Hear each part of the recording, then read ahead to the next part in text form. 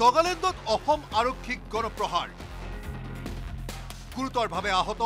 11 number বেটেলিয়নৰ জোৱান নতুন বছৰৰ আৰম্ভণিতে নাক কটা গ'ল অসম আৰক্ষীৰ চুৰ ধৰিবলৈ নগালেণ্ডৰ ইয়া চাংচি বস্তিলৈ গৈ গণপ্ৰহাৰৰ বলি হ'ল যোৰহাটৰ 16জনীয়া আৰক্ষীৰ দল 17 ঘণ্টাৰ পাছত কোনো মতে তিয়কত উপস্থিত হোৱাৰ পাছত স্বস্তিৰ নিশ্বাস অসম আৰক্ষীৰ তেওঁলোকে এটা বাইক চোৰ ধৰিবলৈ আমাৰ যি শিৱসাগৰ ওচৰত বৰ্ডাৰ আছে তাতে গৈছিলে যাওঁতে কিন্তু তেওঁলোকে ইয়াছং বস্তি আছে তাত গৈ পালে তাতে বস্তিৰ মানুহ তেওঁলোকক মানে সাৰাউণ্ড কৰিলে আৰু এটা হুলস্থুলীয়া পৰিস্থিতি হ'ল তেওঁলোকে ভাবিলে যে বাহিৰৰ পৰা কোনোবা আহিছে সেই কনফিউজনত এটা আমাৰ কনষ্টেবলে দুখ পালে এতিয়া এডমিট হৈ আছে মঙলবাৰে সন্ধিয়া বাইক চুৰ ধৰিবলৈ ডিএছপি কৌশিক কাকতিৰ নেতৃত্বত চেলেংহাট হৈ নগালেণ্ডত সোমাইছিল আৰক্ষীৰ দলটো অভিযানকাৰী দলত আছিল তিয়কৰ ভাৰপ্ৰাপ্ত বিষয়া গংগা ফুকন আৰু চেলেংহাট আৰক্ষী চকীৰ আইচি যতীন বৰাৰ সৈতে 11 নম্বৰ অসম আৰক্ষী বেটেলিয়নৰ কেইবাজনো জোৱান বাইক চোৰ লুকাই থকাৰ নিশ্চিত তথ্য থকা অসম আৰক্ষীৰ দলে নিশাৰ ভাগত ঘেৰি ধৰিলে ইয়া চাংচি বস্তি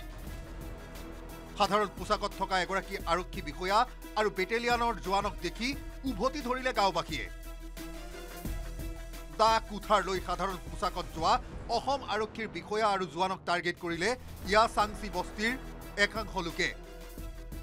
এই খবৰ পোৱা মাত্ৰকে মুকমচাঙৰ আৰক্ষী অধীক্ষকৰ সৈতে যোগাযোগ কৰি 17 ঘণ্টা ধৰি আবদ্ধ হৈ থকা অভিযানকাৰী দলটোক উদ্ধাৰ কৰিলে যোৰহাটৰ আৰক্ষী অধীক্ষকে